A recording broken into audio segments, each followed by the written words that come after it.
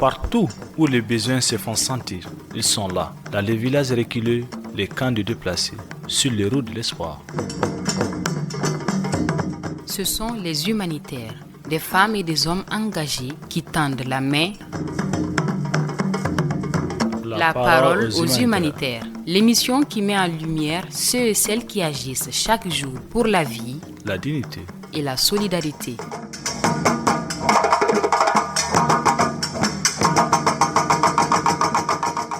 Bonjour à toutes et à tous. Bienvenue dans votre émission La parole aux humanitaires, l'espace qui donne la voix à celles-ci qui chaque jour s'engagent avec courage pour porter secours et espoir aux populations partout au Mali. Ici sur la radio Humanité et Développement HDFM, nous offrons une tribune à ceux qui transforment les défis en opportunités.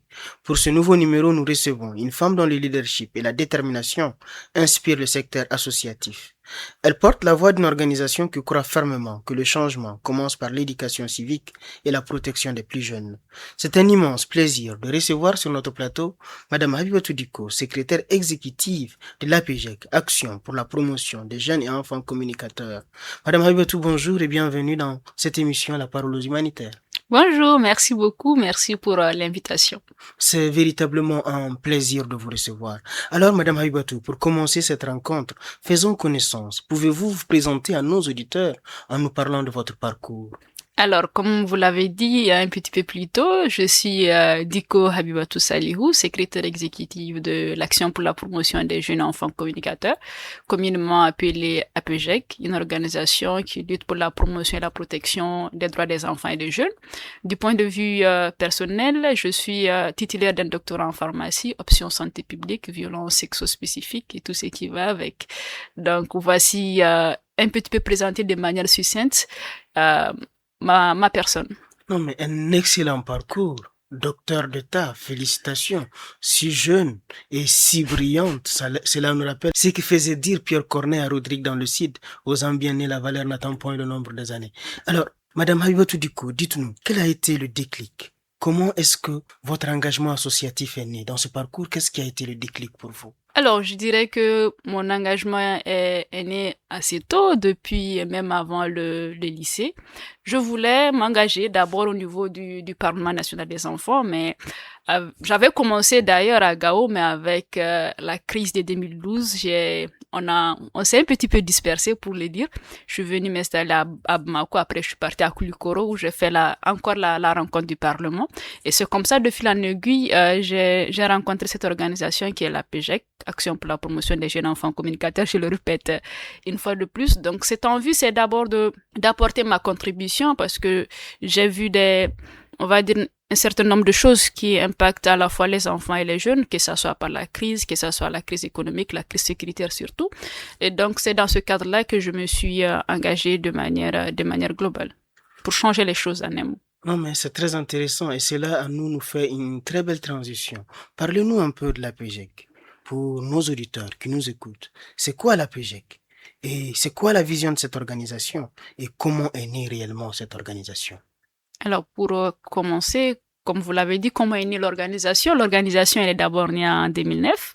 Elle est née d'un constat, c'est à l'époque, pour faire un petit peu l'historique, c'était des enfants parlementaires qui avaient fini avec le Parlement, qui avaient donc plus de 18 ans, et qui se sont dit, c'est vrai que on n'est plus enfant, mais on a emmagasiné un certain nombre de connaissances qui font qu'on peut encore servir les enfants et jeunes du Mali.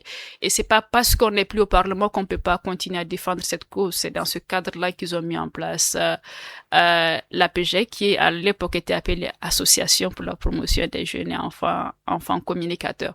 Et le but, la mission de l'organisation, c'est vraiment de lutter ou de défendre la participation des enfants et des jeunes sur les questions les concernant, notamment dans le cadre des médias. C'est pour cela qu'on est doublement ravis de votre invitation pour nous permettre à nous, jeunes communicateurs, de parler de nos actions. Et nous sommes heureux de vous recevoir. Bon, la façon dont vous êtes à l'aise, on se demande si on ne doit pas changer carrément de place, vous au micro et moi en tant qu'invité. Non, pas du tout. Non, mais merci énormément Habiba pour cette belle présentation. Cela nous fait comprendre que l'APJEC est née d'une réalité, d'un besoin de certains enfants qui, arrivés à un moment donné de leur parcours, ont souhaité continuer l'action pour pouvoir véritablement promouvoir les droits des enfants, mais aussi des jeunes. Voilà un peu comment est née l'association pour la promotion des jeunes et enfants communicateurs, qui à la suite est devenue Action pour la promotion des jeunes et enfants communicateurs. Alors, toujours dans la continuité pour faciliter la compréhension à nos auditeurs. Alors, la solidité d'une association repose sur son organisation. Comment fonctionne la gouvernance de la PGEC et comment choisissez-vous vos responsables? Alors, la PG, comme la majeure partie des associations au Mali, est régie par un certain nombre de tests, les statuts et les règlements.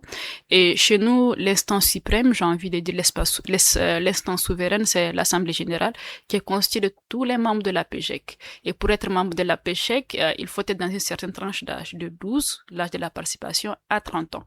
Et après l'AG, qui se réunit bien évidemment chaque 6 mois, il y a le bureau exécutif constitué de sept membres de la PGEC qui ont été élus à l'Assemblée générale, le coordinateur, la secrétaire exécutive que je suis, le chargé de la communication et bien d'autres pour ne citer que ceci. Et du point de vue gouvernance, dans le bureau exécutif, il y a le coordinateur, mais il y a aussi les différentes sections, la section radio, la section télé, la section presse écrite et la section programme. Donc, et le bureau, comme je le disais, je l'ai peut-être pas précisé, est élu pour 2 ans renouvelables. Donc, actuellement, nous sommes dans le premier mandat d'un bureau et peut-être l'année prochaine, on va aller aux élections, Charles. Merci beaucoup pour ces éclaircissements. Entrons maintenant au cœur de votre mission. Quelles sont les principales activités et programmes que vous proposez aux jeunes et aux enfants? Comme je le disais tantôt, dans notre mission qui est de faire la promotion et la promotion des droits des enfants et des jeunes, nous procédons tout naturellement par des projets. Je m'en vais peut-être citer quelques-uns d'entre eux et les étayer. Il y a d'abord eu le projet ProSide, qui est un projet qu'on a mis en œuvre avec le partenaire Save Children, qui est un projet qui part dans le sens du renforcement des capacités des organisations de la société civile. Et dans le cadre de ce projet, on a mis en place des clubs scolaires dans cette localité du Mali. Et il faut aussi le signaler que la PGEC n'est pas simplement présente à Bamako. Nous sommes dans les 8 premières régions du Mali. Il y a le bureau national qui est à Bamako, mais il y a aussi des bureaux régionaux qui sont dans les différentes régions. Non, c'est important de savoir que vous êtes représenté au niveau des différentes régions. Oui. Et dans le cadre de ce projet, comme je l'ai dit, nous avons mis en place des clubs scolaires d'enfants, parce que la PGEC, c'est pas seulement des jeunes, c'est des enfants qui, eux aussi, ont leur plan d'action et évoluent dans ce sens-là. C'est quelque chose dont je suis très fière, parce que ça a apporté beaucoup de résultats. Il y a aussi les renforcements des capacités qu'on fait énormément, notamment avec les jeunes sur des questions comme les droits des enfants, sur les plaidoyers, sur la communication et autres.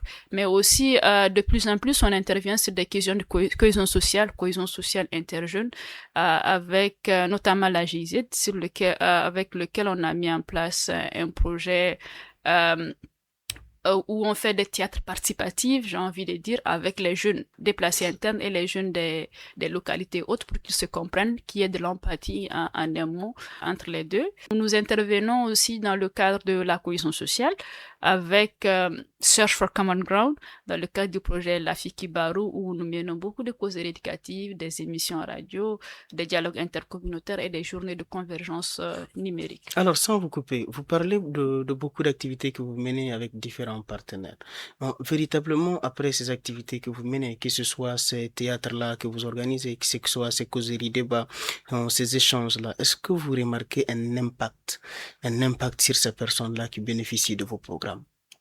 Bien évidemment, je vous parlais juste un exemple, si vous me le permettez, de manière beaucoup plus concrète. Je vous parlais par exemple des clubs scolaires. Je pense que la manière la plus facile de comprendre, c'est d'aller par les exemples, les illustrations. Nous avons mis en place un club scolaire à Dioïla, et là, c'est que le club scolaire était composé de 15 enfants, donc 10 filles, 5 garçons. Et qu'est-ce qu'ils ont constaté? Ils ont constaté que dans leurs écoles, par exemple, c'est une école publique, il n'y a pas de clôture.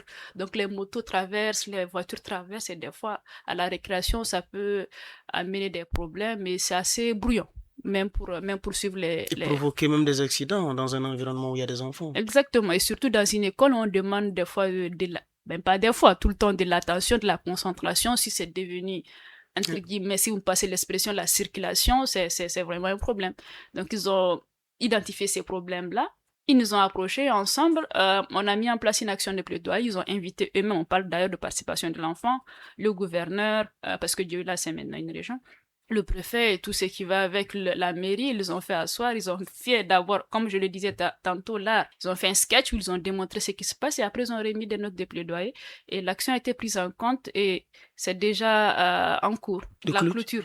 C'est déjà en cours. C'est déjà en cours. Et en cours du fait du plaidoyer de ces enfants-là qui ont fait un constat. Ils ont fait un constat, ils ont fait des actions de plaidoyer. Oui. Et s'il plaît à Dieu, on espère que d'ici quelques années, on va voir la clôture et on va communiquer là-dessus. Non, mais félicitations, véritablement. J'ai carrément envie d'applaudir. C'est des actions qui font plaisir. Et quand on se dit que des enfants, depuis à cet âge, prennent conscience de leur citoyenneté, prennent conscience de leur pouvoir, de ce qu'ils peuvent faire à travers leur action, c'est carrément quelque chose de bénéfique. Et c'est toujours bien parce que les enfants sont les futurs adultes. Et s'ils sont conscients déjà à cet âge, ça veut dire qu'ils pourront véritablement changer la donne. Alors, dans la continuité, parce que les personnes qui nous écoutent vont se dire, mais la PGEC, c'est vraiment intéressant. Alors, comment est-ce que nous, nos enfants, peuvent intégrer la PGEC? Comment est-ce que nous-mêmes, jeunes, pouvons-nous intégrer la PGEC? Donc, ce qu'on souhaite savoir, comment rejoindre la PGEC et comment se déroule le processus d'adhésion pour un nouveau membre? Alors, à la PGEC, il y a ce qu'on appelle les observateurs. Les observateurs, c'est comme vous l'avez dit, c'est des enfants et jeunes qui souhaitent être membres, mais qui ne le sont pas encore, qui doivent suivre un processus de formation. Parce que pour nous, c'est important quand nous disons que nous représentons ou nous essayons de représenter les enfants et jeunes du Mali à travers la défense de leurs droits, il est important de savoir de quoi est-ce qu'on parle d'abord. Donc, c'est dans ce cadre-là qu'il y a ce processus-là qui dure entre 3 et 4 mois où on doit suivre au minimum 6 formations pour être membre.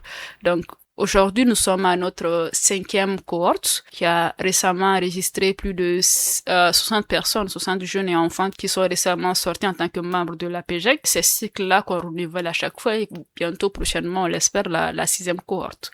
Et on lance d'ailleurs les appels à candidature sur les différents réseaux sociaux et sur le site de la PGEC pour que les jeunes et les enfants qui le voient puissent postuler. Alors, le constat, c'est quoi? Le constat, de façon générale, on se dit que les jeunes ne sont pas intéressés par les organisations. Est-ce que c'est le cas à votre niveau ou bien vous voyez que c'est en train de changer? Très honnêtement, que ça change parce que nous, au niveau de la PGEC, je le disais tantôt, nous sommes à notre 5e cohorte et la 5e cohorte a enregistré plus de 60 personnes. Et les 60 personnes, c'est pas parce qu'il y a eu juste 60 personnes qui sont venues, parce que nous-mêmes, on a évalué que suivant nos capacités de formation, nous ne pouvons former que 60 personnes, sinon on a eu des centaines et des centaines de candidatures. Ça montre quoi? Ça montre que les jeunes, de 1, veulent s'engager et de 2, sont conscients de la situation actuelle. Et le but réellement, c'est, je pense que là où il doit y avoir des efforts, il doit y en avoir bien sûr, c'est au niveau des organisations de la société civile et bien au-delà pour accompagner cet engagement des jeunes pour que ça puisse se concrétiser en belles actions, en des actions solides, impactantes, pérennes et qui changent nos sociétés. Sinon, je pense que les jeunes sont engagés et ils essaient de faire de leur mieux. En tout cas, ceux avec lesquels nous sommes en contact. Non, mais c'est toujours bien parce que vous voyez quand on dit qu'il faut qu'on change la donne, c'est parce que véritablement on voit quoi. On pense que tous les mots sont dits aux jeunes, on pense que les jeunes ne veulent pas s'engager, que les jeunes ne voient pas la réalité de leur pays, ne sont pas conscients de la situation. Alors quand on a des jeunes comme vous qui nous parlez de la sorte, de la situation du pays et du fait qu'il y a des jeunes et des enfants qui sont engagés, comme vous l'avez dit, je pense aussi que les exemples sont véritablement illustratifs et permettent réellement de comprendre ce qui se passe avec ces enfants-là au niveau de Dioula, qui avec la clôture ont fait quelque chose carrément de magnifique pour moi à travers la plaidoyer. C'est vraiment des choses qui doivent nous amener tous à réfléchir sur ce qu'on peut faire. Maintenant, toujours dans la continuité, on parle des enfants qu'on peut prendre, mais pour les jeunes, est-ce que vous demandez à ce que ces jeunes aient des compétences spécifiques? Je dirais non, parce qu'on a une association qui est pour l'inclusion de tous les enfants et jeunes. Dans l'organisation, même dans le bureau exécutif, il y a des jeunes et des enfants. En l'occurrence, des jeunes qui sont en situation de handicap, certains qui sont analphabètes ou qui n'ont pas été sur les bancs de l'école, je peux dire ça ainsi. Non. Chez nous, tu n'as pas besoin d'avoir une licence, un master ou peut-être un doctorat. Il suffit juste d'être jeune et engagé. C'est plus la volonté qui fait la différence que les diplômes et autres. Non, mais c'est vraiment important de demander, de savoir, parce que sûrement les gens qui nous écoutent, en écoutant ce que vous faites, vos réalisations, se demanderont comment intégrer votre organisation, votre association, et le fait de savoir qu'il n'y a pas de compétences spécifiques, il n'y a pas de critères ainsi, cela va motiver beaucoup de personnes à venir toquer à votre porte. Il Alors, suffit juste d'être excusez-moi, il suffit juste d'être dans la tranche d'âge, 12-30 ans, d'être engagé, de vouloir euh, faire des choses dans le cadre de la promotion et la protection des droits des enfants et des jeunes. et de façon générale, c'est que vous pensez que vous voyez cette motivation-là au quotidien avec ceux avec qui vous travaillez. Bien évidemment, comme je le disais, et peut-être je me répète un peu, nous sommes à la 5e cohorte et pour cette 5e cohorte, on a eu 60 jeunes. Et enfin, ça prouve qu'il y a vraiment de la motivation, de l'engagement et c'est surtout des jeunes qui amènent des projets parce que il faut aussi signaler cela au niveau de la BGEC. Quand on est membre, on peut aussi amener des projets pour que ça soit développé au niveau de l'organisation et que ça puisse atteindre d'autres enfants et jeunes. Donc l'engagement est vraiment au rendez-vous et c'est ce qu'on peut dire. Non, non, en fait, c'est bien. Ça veut dire que ces jeunes-là ne sont pas là en tant que spectateurs. C'est vraiment un cadre ouvert, un cadre démocratique du fait que ces jeunes-là peuvent faire des propositions et participer à l'élaboration et de ces activités-là. Maintenant, dans la continuité, vous allez voir, il y a beaucoup de personnes qui se démotivent. Il y a les associations qui sont confrontées à ça. Une affaire de constance qui fait que les jeunes ne sont pas constants et parfois peuvent blesser. Vous n'êtes pas confronté à ces défis-là. Je dirais que ça dépend. Ça dépend de deux choses. La première des choses, c'est qu'il ne faut pas oublier que euh, l'organisation est une association. Une association dans le sens où la majeure partie de l'engagement elle est bénévole. Donc on ne peut pas en vouloir à certains jeunes qui viennent, qui font leur temps, qui donnent leur force, leur énergie au bout d'un moment donné d'aller chercher autre chose, un gagne-pain ou quelque chose pour s'épanouir encore plus. Donc la PGEC, c'est ce que j'appelle un tremplin. C'est vraiment une zone de passage, tu viens, tu fais ton temps, tu trouves autre chose peut-être et tu pars. Donc, je peux pas appeler ça de la démotivation. Je dirais qu'ils donnent de leur temps, de leur énergie au bout d'un moment donné. Après, la vie bénévole, c'est vrai que ça peut continuer, mais à un moment donné, face aux responsabilités de la vie, on est des fois appelé à autre chose. On est appelé à faire un certain voyage et cela se comprend parce que la vie n'est pas un long fleuve tranquille. Mais rassurez-moi, ces personnes demeurent carrément des personnes ressources pour vous au niveau de l'organisation. Exactement. Non, c'est important, c'est véritablement important. Alors, toujours dans la dynamique, hein, Madame Habiba Diko, parmi vos réalisations, lesquelles vous semblent les plus significatives? Et il est important véritablement de parler de ces réalisations, de ces actions, pour que nos auditeurs puissent réellement comprendre. Au-delà de tout ce que vous avez dit, même si l'on se répète, parce que la répétition, comme on le dit, est pédagogique, cela va permettre à nos auditeurs de véritablement être éclairés sur ce que vous faites. Sinon, dans ces cas-ci, les choses dont nous sommes le plus fiers, à part nos clubs scolaires qu'on a mis en place, bien évidemment, c'est les renforcements d'abord en premier lieu, ou sinon en second lieu, les renforcements des capacités qu'on organise pour les jeunes. Comme je vous le disais tantôt, la PGEC, c'est un tremplin et nous organisons très souvent ou régulièrement des renforcements de capacités, que ce soit pour l'élaboration des CV, l'élaboration, comment élaborer des projets pour que les jeunes puissent aller au-delà de la simple organisation, trouver des places dans d'autres lieux, dans d'autres horizons. Ça, c'est la première des choses. La seconde des choses, j'ai envie de dire, au-delà de nos membres, c'est notre impact sur la communauté. Et pour cela, je m'en vais faire appel aux différents cadres des rencontres qu'on organise entre jeunes, que ce soit les dialogues intercommunautaires, par exemple à Bandiagara, une zone d'insécurité. Une zone d'insécurité où il y a beaucoup de tensions communautaires, où je me souviens une fois l'équipe sur place, parce que, comme je le disais, la PGEC, c'est aussi c'est décentralisé, si je peux dire ça ainsi. Ils ont organisé des rencontres avec les femmes PDI de Badjangara. Oui, du camp, avec d'autres femmes, et ils ont essayé de faire en sorte qu'il y ait une certaine cohésion, qu'il y ait pas forcément des projets, mais une certaine des tontines ou qu'ils continuent à se parler, à se côtoyer, qu'il y ait une certaine cohésion, j'ai envie de dire. C'est vrai, parce que vous voyez un peu, quand on dit PDI, il faut peut-être contextualiser et dire que c'est les personnes déplacées internes. Exactement. Qui vont se retrouver avec des communautés d'accueil et parfois il peut y avoir de confusion dans le sens et même incompréhension parce que vous n'avez pas suffisamment de ressources et les personnes qui sont déjà là vont penser que ces personnes qui arrivent nouvellement peuvent venir et carrément jouer sur ce qu'ils ont et ça peut créer des tensions. Donc si c'est dans ce cadre-là que vous avez mené une activité, je pense que c'est des choses qu'il faut véritablement féliciter. Et toujours dans le sens des actions avec les communautés, comme je le disais, on intervient aussi de plus en plus dans le cadre du changement climatique. C'est dans ce cadre-là qu'on a mis en place dans les différentes écoles, toujours parce qu'on travaille beaucoup avec les écoles, parce que nous pensons que l'école, sinon l'éducation, est l'avenir d'un pays. Nous avons mis en place des champs qu'on a reboisés, pas des champs, mais des plants qu'on a mis et qu'on a reboisés, et chaque plan a été mis sous la supervision d'une classe. Et les classes s'en occupent, ils les arrosent, et maintenant, vous pouvez voir, ça a été fait à Koulikoro et à Kawe, et sur toute la route, il y a des arbres, et ce sont les enfants et les jeunes qui en prennent soin. Donc, tout cela, c'est des actions de participation qui nous tiennent à cœur. Et chaque plan d'arbre a été mis sous la responsabilité d'un enfant, et le plan qui réussissait le plus avait un cadeau. Donc, c'était comme ça qu'on les a encouragés à aller dans ce sens. Et aussi, il faut aussi saluer à l'époque la grande implication des enseignants, parce que sans eux, tout cela n'aurait pas été possible, qu'ils soient engagés corps et âme pour que tout cela réussisse. Après les cours, ils organisaient les enfants pour faire l'arrosage et tout ce qui va avec. Non, on va carrément déléguer une équipe spéciale à la radio Humanité et Développement sur cet axe-là, pour que la radio aille faire une description. Une description véritablement de ce travail magnifique que vous avez eu à faire avec les enfants. Alors, nous continuons avec l'émission. Et comme on l'a dit, des réalisations significatives, des réalisations qui impactent. Mais tout n'est pas simple dans le monde associatif. Quels sont aujourd'hui les principaux défis que vous rencontrez?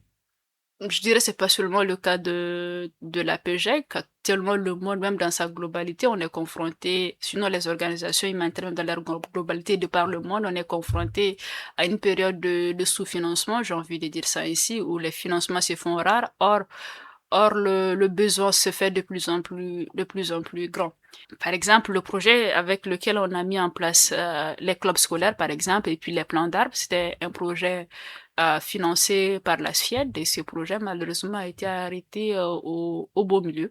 C'est vrai qu'on essaie de continuer les acquis en gardant les contacts avec les clubs, mais c'est dire que c'est aussi un défi qui s'est avéré un défi, un défi difficile. Donc, c'est une situation générale et on essaie de s'adapter tant bien que mal. Non, c'est vrai que le contexte actuellement est très difficile pour les organisations, surtout avec l'arrêt du financement américain, l'USAID. Ça joue même sur beaucoup de partenaires financiers, ce qui fait que beaucoup d'activités sont en arrêt.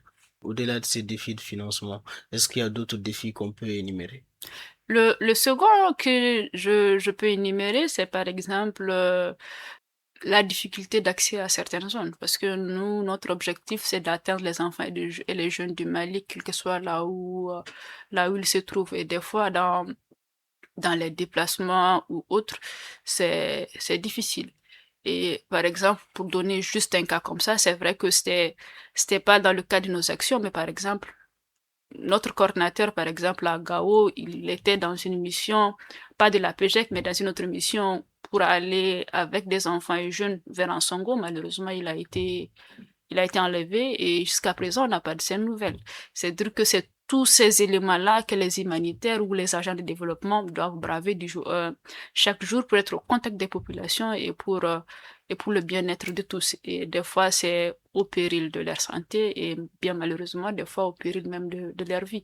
Donc, si on doit parler des défis, je pense que bien au-delà du défi financier, il y a aussi ces défis sécuritaires qu'on garde en tête pour tout humanitaire qui intervient directement sur le terrain.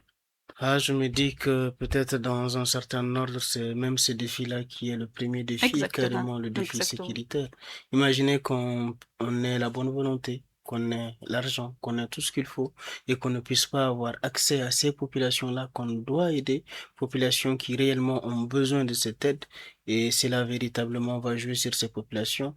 Et même ces personnes-là qui doivent braver tous ces dangers, si ces personnes doivent subir certaines choses, difficilement, en fait, on va réfléchir à 2 fois avant de poser certaines actions humanitaires. Exactement. Ça fait que c'est véritablement difficile et cela se comprend. Merci pour ces défis-là que vous venez d'énumérer. On va espérer véritablement que la situation puisse changer et permettre à ce que les activités puissent reprendre pour le bien des communautés. Alors, nous continuons toujours. L'influence, comme on le dit, Madame Habibatou Diko demande la méthode. Quelle stratégie mettez-vous en œuvre aujourd'hui pour encourager la promotion des droits des enfants, la citoyenneté, l'engagement? C'est vrai qu'on a parlé de tous ces éléments-là, mais peut-être de façon plus spécifique.